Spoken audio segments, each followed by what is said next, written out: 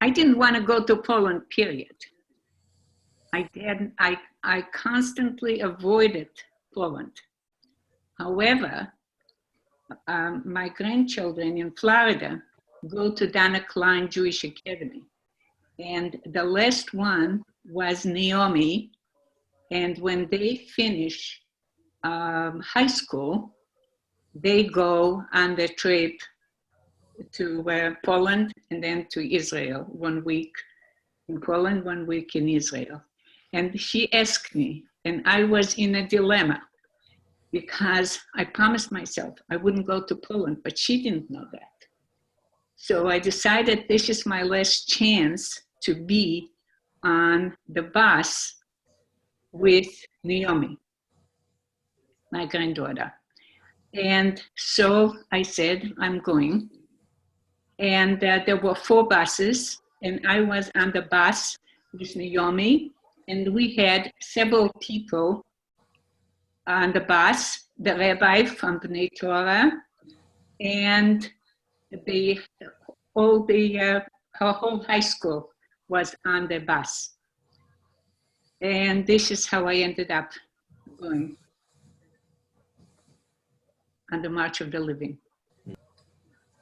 Yeah, and I did not want to go at first, but my mother was going, my niece was going, my sister was going, my cousin was going.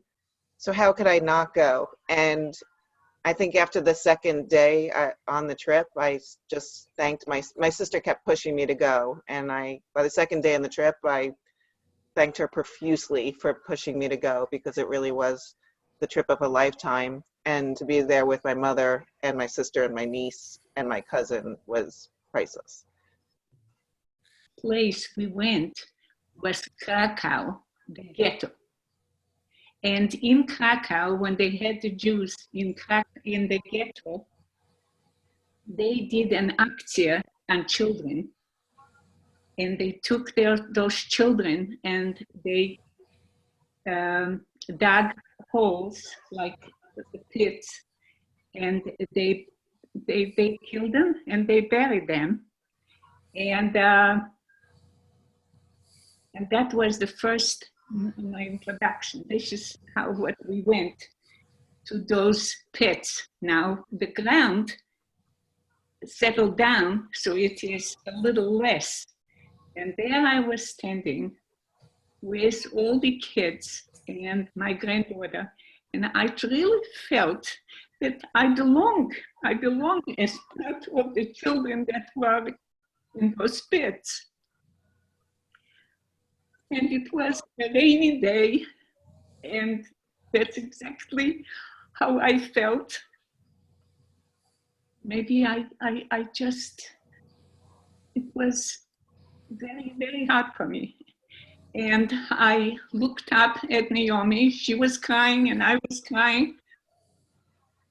And I saw all the other kids and I thought, maybe that's why I survived.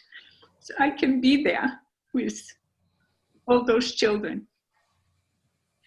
And that is all those children. And that's how I continued going. I am from the Lithuanian Lithuanian Jews, and the Lithuanian Jews were only 5% of the Lithuanian Jews survived. And it was, unfortunately, the majority that I saw that did the dirty work that when I was in the ghetto, and there were killings all around us, and we were in a hiding place in the ghetto. And it was mainly the villagers. Unfortunately, this is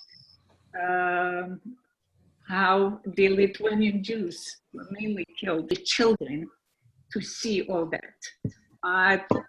I'm sure that I saw it in a different way. I experienced, I hated being there, but I found that they learned so much. It did change their life. When we first got to Poland and we were looking around and it looks beautiful, and we were looking at the woods and it was so green and pretty, and my cousin turned to me and said, these are the woods, these are the same types of woods that your mother and my mother hid in when they were hiding from the Germans and from Polish people, and that really got to me. Like, all of a sudden it wasn't so beautiful. And I said, I actually complained to my cousin that I'll never be able to look at woods the same way after she said that to me. But it made the trip so personal. We had one person, I was just reading we kept a journal. And so I was reading my journal today, and I was writing about how this one woman was telling us the story about a survivor from the concentration camp who the Nazis, they had operated on her, and they were going to take both her ovaries out. And the person operating on her got distracted and said to the other Jewish prisoner, "You finish the operation." And he whispered to her, I'm not gonna finish. I'm gonna leave you with one ovary.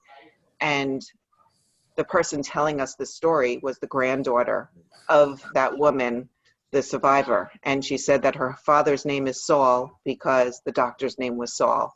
And the woman was so grateful. The Jewish prisoner doctor's name was Saul. And just to hear these survivor stories in person and seeing the camp that the people were at, it really leaves a mark on you.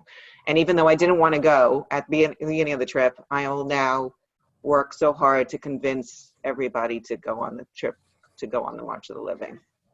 And I really want to go back with my family. Zachor, Zachor, Zachor. Remember, remember, remember.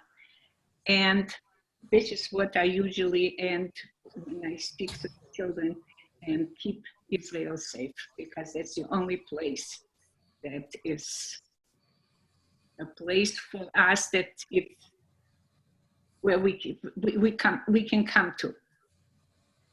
We didn't have that. We were helpless.